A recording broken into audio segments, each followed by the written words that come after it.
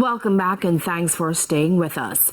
As anxiety grows worldwide over the AstraZeneca vaccine, the health ministry is allaying fears that Jamaicans who took the vaccine locally could develop a rare side effect. We have the details from Kelisha Williams.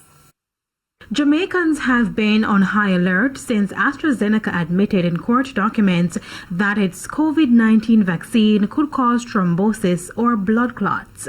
It came after multiple lawsuits were filed against the company, and so many people were wondering why local authorities have not updated the country on the status of Jamaicans who took the vaccine locally.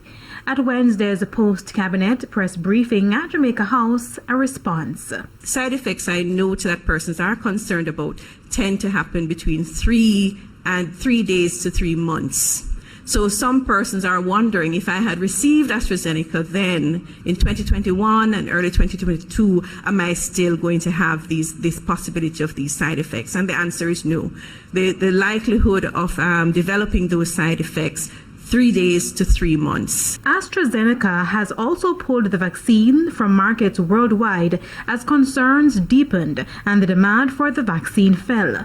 However, the ministry also explained that Jamaica stopped using the vaccine from July 2022, and so far, there are no reports to date of any cases in Jamaica of persons, Jamaicans, suffering that side effect, that rare side effect involving the AstraZeneca. Health Minister Dr. Christopher Tufton stressed that the benefits of the vaccine far outweigh the rare side effects, and he believes some of the concerns have been exaggerated. We do have an environment now where the anti-vax movement is big, an environment where the political climate is somewhat toxic, and so sometimes we got interpretations around this that created an extreme view.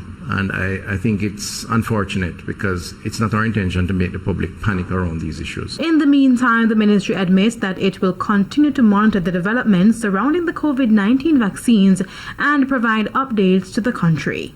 Kelisha Williams, TVJ News.